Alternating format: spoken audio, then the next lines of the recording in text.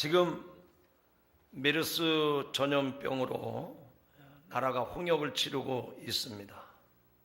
좀 아이러니한 것은 전 세계의 의학 강대국인 대한민국이 이 중동의 호흡기병인 메르스로 인해서 두려워하고 정말 이대로 가다가는 공포의 쓰나미가 밀려오지 않을까 싶을 정도로 걱정이 되는 것이 사실입니다. 그래서 병원마다 초비상입니다. 그리고 사람 만나는 것도 불안합니다. 아니, 불안한 정도가 아니라 공포예요. 그런데도 그런 공포를 물리치고 이렇게 성전에 나온 여러분들은 참으로 대단하십니다.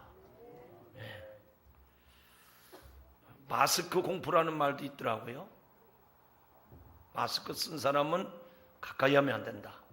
건강한 사람은 마스크 쓸 일이 없죠. 대부분 이렇게 질병 위험에 노출된 사람들이 마스크를 쓰는데 그런 사람 주의하라. 이제 마스크 공포까지 왔습니다. 얼마 전에 집사람이 전철을 타고 수원을 가는데 여기서 아무 생각 없이 그냥 갔다가 전철을 타고 보니까 3분의 1이 다 마스크를 쓴 거예요. 나도 써야 되는 것 아닌가? 그래서 자기도 모르게 가방을 열어가지고 마스크를 쓰고 가는데 전철 안이 얼마나 답답합니까? 근데 수원까지 가는데 아주 고생했다고 그러더라고요. 마스크 공포. 그것뿐입니까?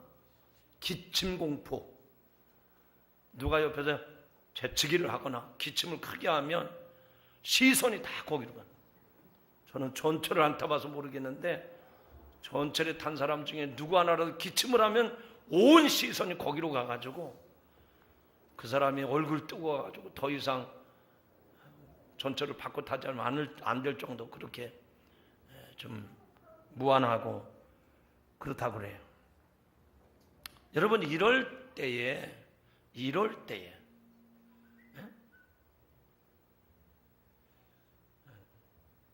갑자기 뭐 이상한 핸드폰에서 뭐가 왔네. 이럴 때에 우리 성도들, 우리 교회들이 어떻게 해야 될까요? 똑같이 맞장구 치면서 큰일 났다, 어떻게 하냐, 어떻게 하면 살겠냐, 이렇게 맞장구를 쳐야 될까요? 여러분, 직장에서 어떻게 해야 됩니까? 여러분 사는 동네에서 여러분이 만약에 병원을 가야 되는데 어떻게 하셔야 되겠어요? 이런 때일수록 긍정적인 말을 하고 또 이런 어려운 상황에 처져 있는 사람들에게 격려의 메시지를 전하면서 한번 따라합시다. 메르스는 아무것도 아니다. 별것 아니다. 우리 마음에 그런 확신을 가지고 말을 그렇게 해야 되고 교회와 성도들이 이 세상을 향해서 아무것도 아니다. 별것 아니다. 여러분, 정말 별것 아니죠? 이쪽 동네가 세고 이쪽 동네가 약하네. 정말 메르스 별것 아닙니까? 왜 그렇죠? 아니, 지금 뭐 의사도 감염이 됐고 그 환자 이송하는 운전하는 분들도 뭐 감염이 돼가지고 전국적으로 이게 좀 퍼져간다는데 왜 별거 아닙니까? 아무것도 아니에요. 별것 아닙니다. 왜? 내가 청결하면, 내가 예방을 하면 이게 아무것도 아닌 거예요. 근데 내가 청결한 삶을, 청결하게 몸을 관리하지 않고 예방을 하지 않으면 나도 언제 감염될지 모르는 거죠.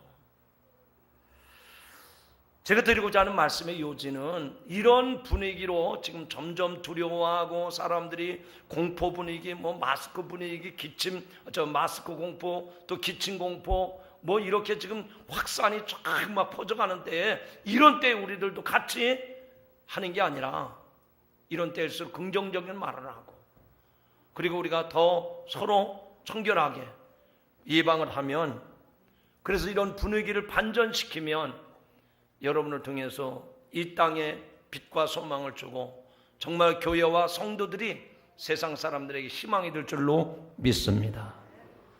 저는 그런 생각을 가져요. 우리가 예수 믿고 부활의 신앙을 가졌잖아요. 죽어도 다시 사는 믿음을 가졌다고 하면 이런 전염병이 뭐가 문제가 되겠습니까?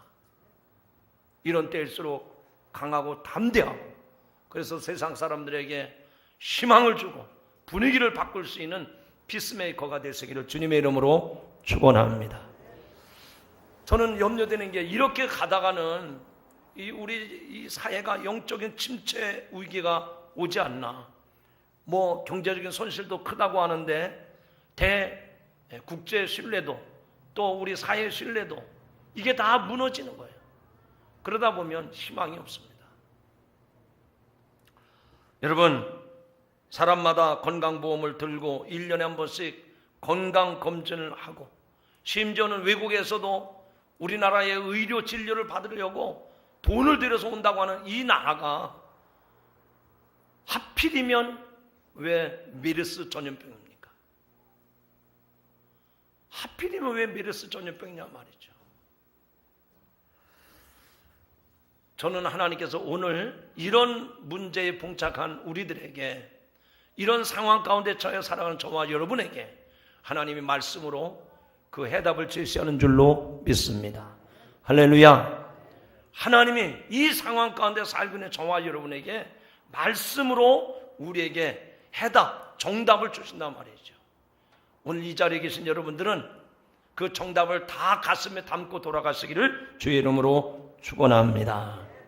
한번 얘기해 볼까? 옆 사람 쳐다보고, 저를 쳐다보고 얘기하지 말고, 왜 하필이면 메르스인가? 여기에 대해서 하나님이 오늘 말씀을 하시는 거예요. 여러분, 하나님은 우리와 전혀 무관하신 분이 아니시잖아요. 우리가 살고 있는 현장, 우리가 살고 있는 삶의 터전, 우리가 살고 있는 이 땅에 하나님이 우리와 함께 하시는 하나님이시라면 이런 상황에서 하나님이 뭐라고 말씀하시는가?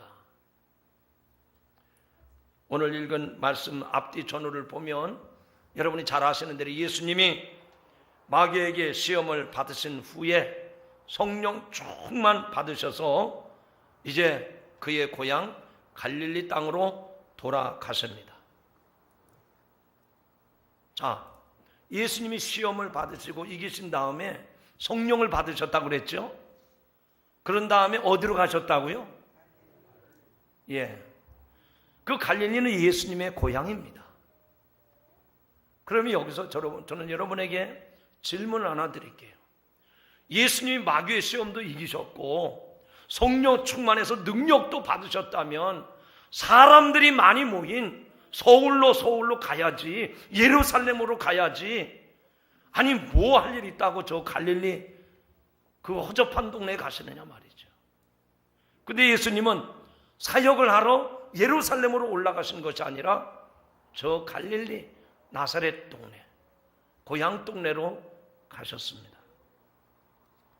누가복음은 갈릴리 사람들의 처지에 대해서 남다른 애정을 보여줍니다.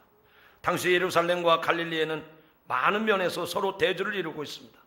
예루살렘은 경제, 정치, 종교, 교육의 중심지였고 이를테면 특권층이 모여 살던 그런 도시라고 하면 갈릴리는 반대로 소외된 지역이었습니다. 모든 면에서 낙후되었고 그야말로 삼류 인생들의 힘겹게 살아가는 삶의 터전이었습니다. 소작농들, 어부들, 양치기들, 장애인들, 그런데 그런 곳에서 예수님의 위대한 복음 사역의 시작이 펼쳐집니다. 예수님의 마음이 흘러들어간 곳이 바로 예루살렘이 아니라 갈릴리 동네였습니다.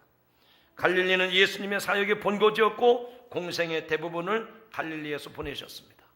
예수님이 이 땅에 계시는 동안에 세 가지 핵심 사역이 있죠. 설교하셨고 가르치셨고 많은 병자들을 고치시는 일이었습니다. 그런데 이렇게 말씀을 전하시고 또 말씀을 가르치시고 많은 질병 고쳐주시는 이런 모든 일들이 그 당시 갈릴리 상황과 무관하지 않다는 얘기입니다. 그들은 종교적으로 교육 그리고 의료적인 혜택으로부터 소외된 사람들이었습니다. 그들은 예수님이 없으면 안 되는 사람이었습니다. 반면에 예루살렘은 예수님이 있으면 안 되는 사람들이었습니다. 그래서 예수님을 그들은 십자가에 못 박아 죽인 사람. 저는 이 말씀을 여러분에게 던지면서 여러분은 어떤 부류의 사람입니까? 정말 나는 예수님이 없으면 안 되는 인생이라고 고백을 하시는지, 아니면 예수 별로 뭐 대단하지 않다, 난 예수 없어도 살만한 사람이다 라고 고백을 하시는지, 오늘 이 말씀을 통해서, 이런 질문을 통해서 여러분에게 분명한 해답이 있어지기를 주의 이름으로 축원합니다. 예수님의 사역은 밑바닥에서부터 시작됐습니다. 절망의 밑바닥, 실패의 밑바닥, 가난과 질고의 밑바닥, 예수님의 마음이 거기에 우선적으로 있었습니다. 바꿔 말하면 예수님의 눈물이 바로 그런 삶의 현장에 있었다고 하는 얘기죠. 오늘 이 아침에 우리는 주님과 함께 그런 낮은 곳을 향해 내려갈 때 우리 인생 가운데 찾아오신 예수님을 통해서 내 인생의 질고 내 인생의 문제를 해결받게 될 줄로 믿습니다. 그런 은혜가 여러분에게 임하시기를 주님의 이름으로 축원합니다. 자, 그러면 오늘 말씀이 길지 않으니까 14절 여러분 성경을 빨리 보시기 바랍니다. 14절을 같이 한번 읽어보겠습니다. 14절 한 절 시작. 예수께서 성령의 능력으로 갈릴리에 돌아가시니 그 소문이 사방에 퍼졌고. 아멘. 예수께서 성령의 능력으로 갈릴리에 돌아가셨다 그랬습니다. 마귀에게 시험을 받으시고 이기신 다음에 성령의 능력이 임했어요. 그리고 예루살렘으로 가신 것이 아니라 갈릴리로 돌아가셨다. 그런데 예수님이 가시자마자 예수님이 오셨다고 하는 그 소문이 그 갈릴리 지역에 다 퍼졌다고 하는 것입니다. 여러분, 예수님의 고향 갈릴리는 바다라고도 얘기하고 호수라고도 얘기하는 큰 호수가 있습니다. 그리고 그 호수 옆에 산동네에 예수님이 자라신, 예수님의 부모님이 계신 나사렛이 있습니다. 예수님이 세례를 받으시고 요단강에서 세례를 받으시고 갈릴리로 돌아가시는데 성령의 능력으로 충만해서 고향 땅으로 돌아가셨는데 그 소문이 삽시간에 퍼진 것입니다. 아마 메르스 전염병보다도 예수님의 소문이 온 지역에 다 퍼진 것입니다. 그런데 어떤 일이 있었는가? 그 다음이 중요하죠. 15절 말씀, 자, 마지막 오늘 읽은 말씀 15절입니다. 다 같이 시작. 친히 그 여러 회당에서 가르치심에 뭇사람에게 칭송을 받으시더라. 아멘. 예수님이 고향 땅에 돌아가시자마자 직접 회당에 들어가셔서 말씀을 전하고 가르치셨어요. 그랬더니 모든 사람들이 저 사람이 목수의 아들이 아니로구나, 저 사람이 하나님이 예언하신 메시아로구나, 그러면서 깜짝 놀라며 예수님을 칭송을 했습니다. 오늘 본문 짧은 두 기절의 말씀이지만 예수님이 3년 동안 어떻게 사역을 하셨는지 그 모습과 특징을 잘 보여주고 있습니다. 이것은 예수님의 사역이자 우리가 본받아야 할 신앙의 참 모습인 줄로 믿습니다. 예수님이 갈릴리를 떠날 때와 예수님이 다시 성령 충만해서 능력을 받아가지고 다시 고향 땅 예루살렘으로 돌아갈 때 전혀 다른 모습이었습니다. 세례를 받으실 때 하늘이 열리고 성령 충만 받았다고 했습니다. 광야에서 40일 금식 기도하면서 시험을 이기니 성령을 충만을 받고 더 강해졌습니다. 바로 이것입니다. 따라합시다. 바로 이것입니다.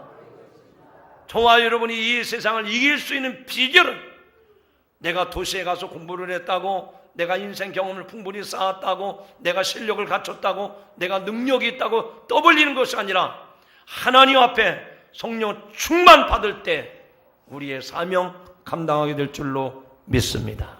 따라합시다. 성령은 권능입니다.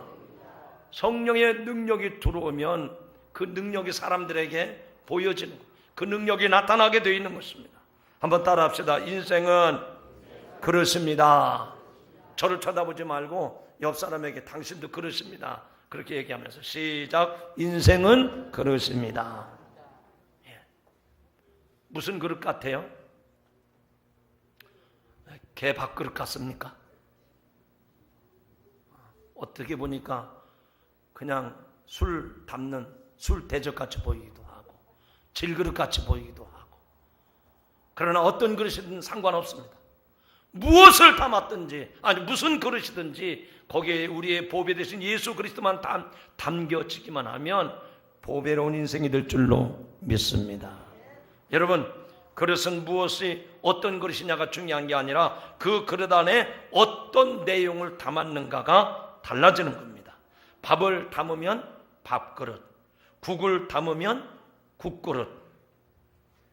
자, 가끔 제가 보니까 밥그릇인데 분명히 이게 밥그릇이에요. 근데 거기다 담배를 담았더라고요. 재를 털더라고요. 그건 재떨입니다. 절대 밥그릇이 될 수가 없어요. 여러분, 무엇을 담는가에 따라서 그 이름과 그 역할이 달라지는 거예요. 저와 여러분의 인생의 그릇은 다 다릅니다. 모양도 크기도 형태도 다 달라요. 그러나 이 인생의 그릇에다가 무엇을 담느냐에 따라서 우리 인생이 천할 수도 있고 귀할 수도 있는 거예요.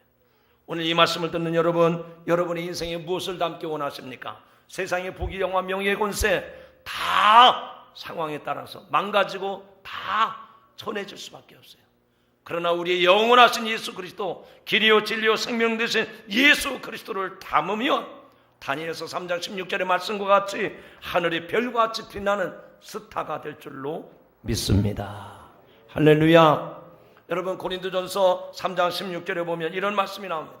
너희가 하나님의 성전인 것과 하나님의 성령이 너희 안에 계시는 것을 알지 못하느냐?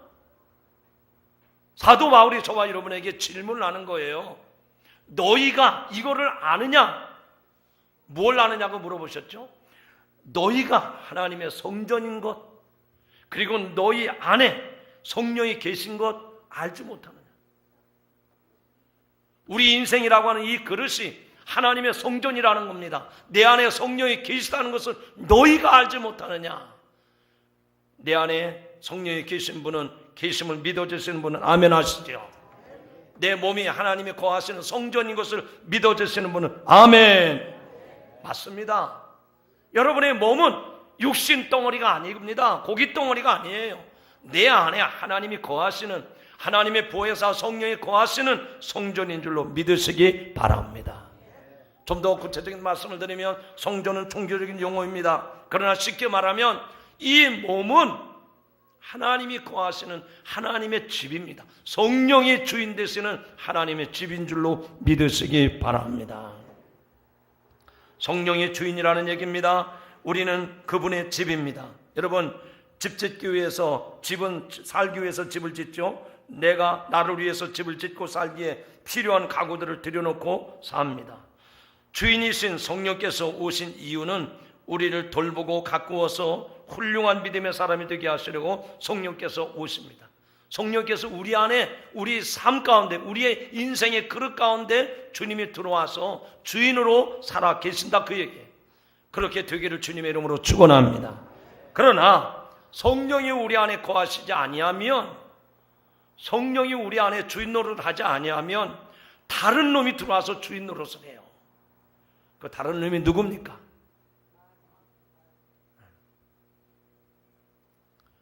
여러분 집에다가 문패를 달아놓지 않습니까? 김 아무개, 이 아무개 문패를 달아놓으면 아, 이 집의 주인은 아무개로구나, 누구든지 다 알잖아요. 그런데 우리 믿는 성도들은 우리 인생의 주인이 누굽니까? 예수님이세요. 하나님이세요. 성령님을 모시고 살아야 되는데 성령님이 내 안에 계시지 않는다면 그 악한 사탄 마귀가 우리 안에 들어와서 내 인생을 망가뜨리는 거예요. 내 인생을 부끄럽게 만드는 거예요. 오늘 이 말씀을 듣는 가운데 여러분 안에 있는 마귀 사탄을 물리치시고 하나님 성령님을 모시는 시간이 되기를 주의 이름으로 축원합니다. 축원합니다. 우리 심령은 그릇이기 때문에 무엇을 담느냐에 따라서 달라집니다. 성령을 모시고 살면 우리를 잘 돌보시고 우리 인생을 잘 가꿔서 정말 보석처럼 멋지고 훌륭하게 쓰임을 받는 겁니다. 그러나 마귀의 지배를 받게 되면 더럽고 추한 인생으로 인생의 쓴 고비를 마시고 마는 거예요. 한번 따라합시다. 사람이 성령 충만하면 운명이 바뀝니다. 뚝 잘라서 얘기합시다. 성령 충만하면 운명이 바뀝니다. 여러분, 운명 바뀔 사람들이 아니네. 아무리 봐도 운명이 바뀔 사람 같지 않아. 저는 뜨거운 마음으로 여러분에게 요청을 하는데 여러분들은 그냥 마지 못해서 하는 것 같아. 안타까워요. 크게 합시다. 성령 충만하면, 조금 이제 기미가 보입니다. 다시, 성령 충만하면 운명이 바뀝니다. 믿어지시는 분은 아멘. 예수님이 성령의 능력으로 갈릴리로 돌아가 사역을 하실 때에 그 소문이, 예수님의 그 소문이 온 사방에 퍼져갔습니다. 여러분, 한번 가만히 생각해 보십시오. 예수님이 30년 동안 저 나사렛 동네에서 자라다가 아버지 목수일을 도와주며 건장한 청년으로 자라다가 이제 요단강에 가서 세례를 받으시고 돌아왔어요. 그게 뭐 소문날 게 뭐 소문날 만한 게 뭐 있습니까? 아니, 무슨 예루살렘에 올라가서 학위를 받아왔다든지, 예루살렘에 올라가서 무슨 사업에 성공을 했다든지, 우리말로 하면 뭐 졸업장이라도 허가증이라도 받아가지고 왔다면 소문이 날만 한데, 아니면 예수님이 예루살렘에 올라갔다가 요단강에서 세례 요한에게 세례받고 돌아왔는데, 그리고 뭐 기도하고 왔다는데 왜 그렇게 소문이 나느냐 말이죠. 따라합시다. 성령 받아서 능력이 나타나기 때문이다. 여러분, 성령 받은 사람은 말하지 않아도 그의 얼굴 가운데에서, 그의 모든 모습 가운데에서 능력이 나타나는 줄로 믿으시기 바랍니다.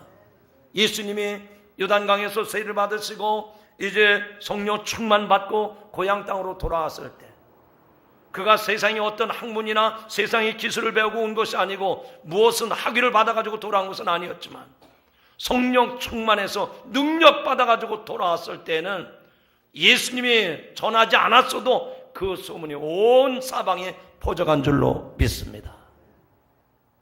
여러분, 이 말씀을 들을 때 여러분의 말씀으로 적용을 해보세요. 내가 예수 믿고 내가 하나님을 믿고 사는 사람인데 하나님의 영이 예수님에게 임했을 때 그에게 능력이 나타나서 그의 소문이 사방에 퍼져갔다고 했는데 나는 어떤가? 여러분의 얼굴에서, 여러분의 모습 속에서, 여러분의 말 속에서, 여러분의 행동 하나하나 가운데에서 이 사람은 하나님의 사람이구나, 성령 받은 사람이구나, 이 사람에게서 하나님의 능력이 나오는구나, 그것을 사람들이 알아보고 여러분의 그 모습을 소문으로 퍼뜨리고 있느냐 말이죠. 죄송합니다. 여러분 욕먹고 있지 않습니까? 저것도 장로야? 저것도 권사야? 저것도 교회 다녀? 전철 안에서 어떤 사람들이 싸우니까, 치고받고 싸우니까 어떤 사람이 쳐다보다 그런 얘기 했다고 그러죠. 여기가 예배당인 줄 알아? 싸우려면 교회 가서 싸우라고. 오늘날 예수 믿고 사는 성도들의 모습이 능력으로 나타나는 모습이 아니라 세상 사람들 앞에 부끄러운 모습으로 나타나 있기 때문에 좋은 이미지로 아름다운 모습으로 전파되는 것이 아니라 추한 모습으로, 참으로 불쌍한 모습으로 비춰지지 않느냐는 얘기입니다. 오늘 이 말씀을 전하는 저 자신도 여러분에게 함께 이 고민을 나누면서 어떻게 하면 예수님처럼 세상 사람들에게 그 소문이 퍼져가도록 할 수 있을까? 방법은 하나밖에 없습니다. 따라합시다. 성령 충만하면 됩니다. 내가 실력을 갖췄다고 된다는 게 아니라니까요. 내가 사람들 앞에 인정을 받았기 때문에 되는 게 아니라니까요. 성령이 내 안에 들어오시면 내가 하지 않아도 세상 사람들은 내 앞에 굴복하게 돼 있어요. 내 앞에 머리를 숙이게 돼 있단 말이에요. 그것이 영적인 파워, 성령의 능력인 줄로 믿습니다. 예수님의 소문이 퍼져나가니 사람들이 예수님을 알게 됩니다. 그리고 예수님께 찾아옵니다. 그리고 예수님 앞에서 그의 능력을 충분히 체험하게 됩니다. 성령께서 이와 같은 역사를 이루시는 줄로 믿습니다. 할렐루야. 스가랴서에 보면 당시 유다 총독이었던 스룹바벨 앞에 큰 문제가 기다리고 있었습니다. 정말 총독이었지만 사람의 힘으로는 할 수 없는 큰 어려운 문제, 큰 장애물이 있었습니다. 그래서 스가랴 4장 6절에 보면 이런 얘기를 합니다. 그가 내게 대답하여 이르되 여호와께서 스룹바벨에게 하신 말씀은 이러하니라. 여호와께서 스룹바벨에게 하신 말씀은 이러하니라. 만군의 여호와께서 말씀하시되 이는 힘으로 되지 아니하며 능으로도 되지 아니하며 오직 나의 영으로 되느니라. 아멘. 힘으로 되는 게 아닙니다. 능으로 되는 것이 아닙니다. 오직 나의 영으로, 오직 성령으로 되는 줄로 믿습니다. 그래서 7절에 나오는 말씀에 보면 근사나 네가 무엇이냐, 내가 스룹바벨 앞에서 평지가 되리라. 그가 머릿돌을 내놓을 때에 무리가 외치기를 은총 은총 그에게 있을지어다 하리라. 할렐루야. 여러분, 이 스가랴에서 나오는 말씀처럼 그 어려운 문제, 이제는 틀렸다, 이제는 안 된다, 이 문제는 아무도 해결할 수 없다, 뭐가 있어야 해결할 것 아니냐. 그런데 그렇게 태산 같은 문제, 힘과 능력으로도 되지 않았지만 오직 하나님의 영으로 된다고 말씀을 했습니다. 성령 충만하니 그것이 평지와 같이 된다는 것입니다. 우리도 성령 충만할 때 힘으로 할 수 없는 것, 돈으로 할 수 없는 것, 성령의 역사로 이루어지게 될 줄로 믿습니다. 할렐루야. 여러분, 사도행전의 제일 중요한 말씀이 요한 사도행전 1장 8절의 말씀이죠. 자, 아시는 분은, 암송하시는 분 크게 합시다. 오직 성령이, 시작. 오직 성령이 너희에게 임하시면 너희가 권능을 받고 예루살렘과 온 유대와 사마리아와 땅끝까지 이르러 내 증인이 되리라 하시니라. 고개를, 눈을 지그시 내리 깔고 있는 분들은 모르신다는 얘기죠. 이 말씀을 암송하시고 이 말씀을 붙잡고 기도하세요. 그러면 그 말씀 그대로 여러분에게도 성령이 임할 줄로 믿습니다. 오직 성령이 너에게 임하시면 너희가 권능을 받고 예루살렘과 온 유대와 사마리아와 땅끝까지 이르러 내 증인이 되리라. 여러분, 교통사고 나도 증인으로 좀 와주세요. 안 가려고 그러잖아요. 왜요? 불이익 당할까 봐. 그런데 예수님 당시도 예수 믿으면 불이익을 받았어요. 박해를 받았습니다. 경제활동에 제약을 받았어요. 근데 성령을 받으니까 이제는 숨겨 사는 것이 아니라 드러내고 삽니다. 사도 바울이 그런 사람 아닙니까? 왜 그렇습니까? 성령 받으면 권능이 임하기 때문에. 권능이 뭘까요? 권능. 이거 뭐 우리말인데 한자도 아니고 영어도 아니고 중국어도 아니고 권능. 그런데 이걸 몰라요. 따라합시다. 성령 받으면 권능이 임합니다. 늘 말씀을 드려서 여러분들이 다 아시겠죠. 권능은 헬라어로 디나미스라고 하는 거예요. 디나미스. 근데 그게 이제 영어로 번역이 되면서 다이나마이트로 바뀐 거예요. 성령이 뭐라고요? 다이나마이트. 여러분, 태산 같은 그 험한 산도 거기다가 굴을 뚫고 그 속에다 폭약, 다이나마이트를 집어넣다가 스위치 한 방이면 태산이 다 무너져 버리잖아요. 여러분, 사람의 힘으로는 그거 언제 삽질해서 그 돌을 떠내겠어요? 언제 곡괭이질해서 그 산을 떠내겠어요? 그런데 그 속에다가 다이나마이트, 그 디나미스라고 하는 능력이 들어가니까 산산조각 내서 산을 평지같이 만들지 않습니까? 여러분, 우리가 믿는 성령은 어떤 분입니까? 디나미스, 다이나마이트 같은 거예요. 초대교회 성도들에게 이 다이나마이트 같은 그런 성령이 들어가니까 그 복음을 전하지 않을 수가 없어서 사방에 다니며 복음을 전할 때 그 기독교 신앙을, 유대교를 핍박하던 로마가 한순간에 무너지고 기독교를 국교로 받아들이지 않았습니까? 사랑하는 성도 여러분, 여러분을 억압하는 게 무엇입니까? 여러분을 짓누르고 있는 것이 무엇입니까? 여러분을 곤란하게 만드는 것이 무엇입니까? 저 로마의 힘과 같은 큰 힘이 여러분을 짓누른다고 하더라도 성령을 받으면 성령의 역사로 말미암아 그 무거운 것들이, 그 험한 것들이 산산조각 나게 되고 승리하게 될 줄로 믿습니다. 할렐루야.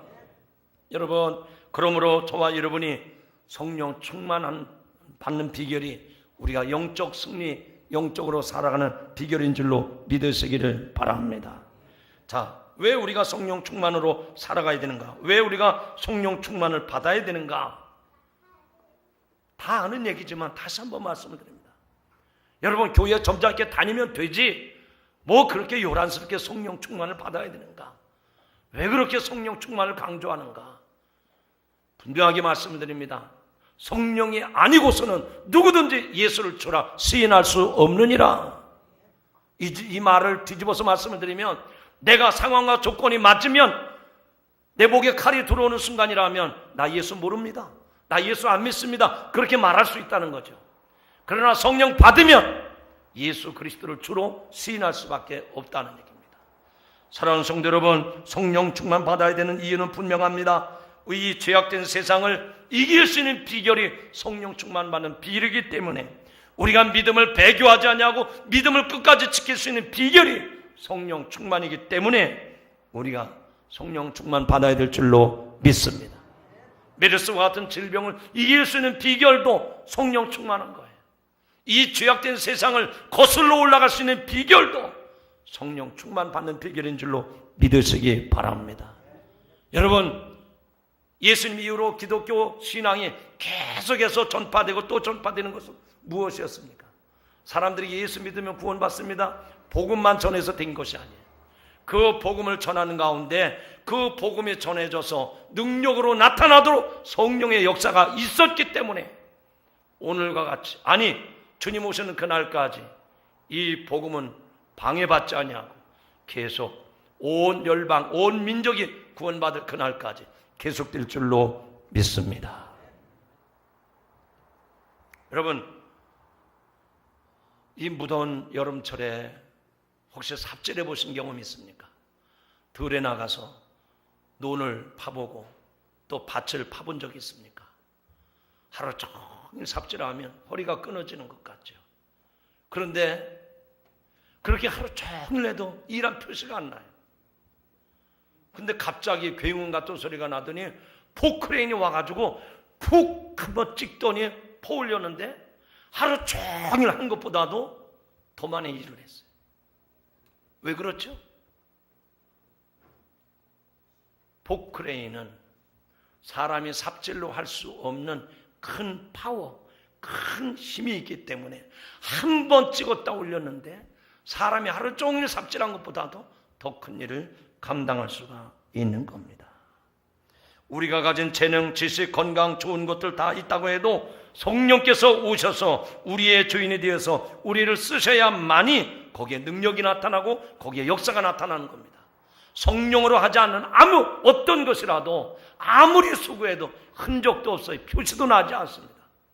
그러나 다이너마이트와 같은 그런 포크레인과 같은 큰 능력이 우리를 붙들어 주시면 태산을 옮기고도 남음이 있고 우리 인생을 역전시킬 수 있는 놀라운 일들이 일어나게 될 줄로 믿습니다.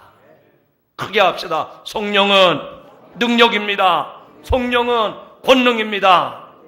그러면 어떻게 해야 되겠어요? 능력인 줄 알아요. 권능인 줄 알아요. 어떻게 하시겠습니까?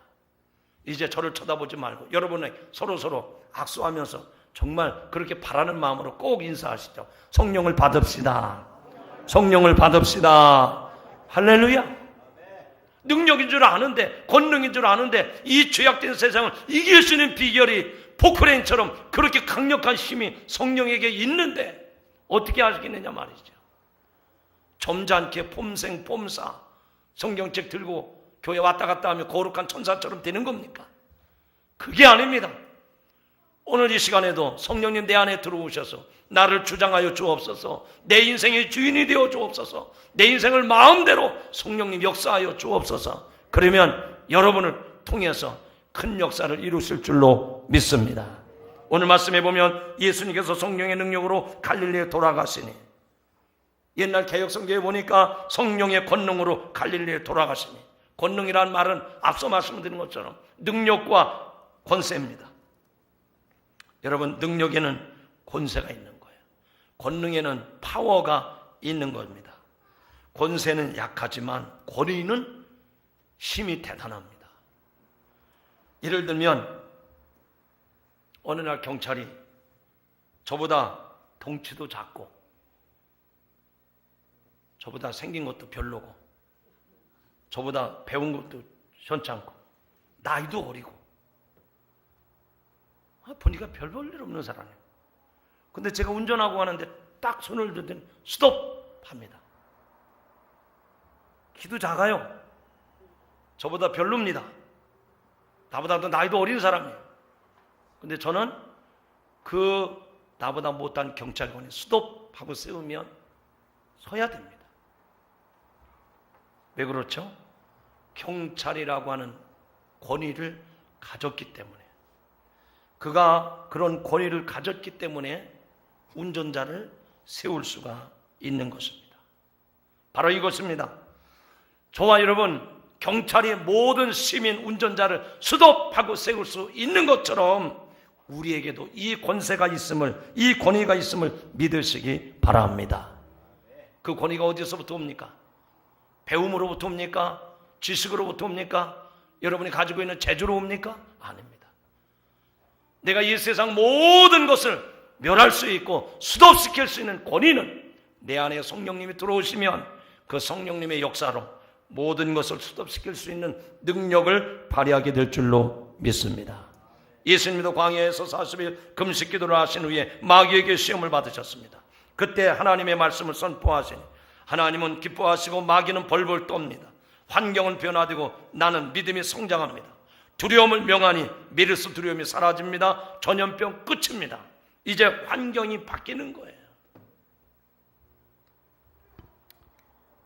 제가 한번 부탁합니다.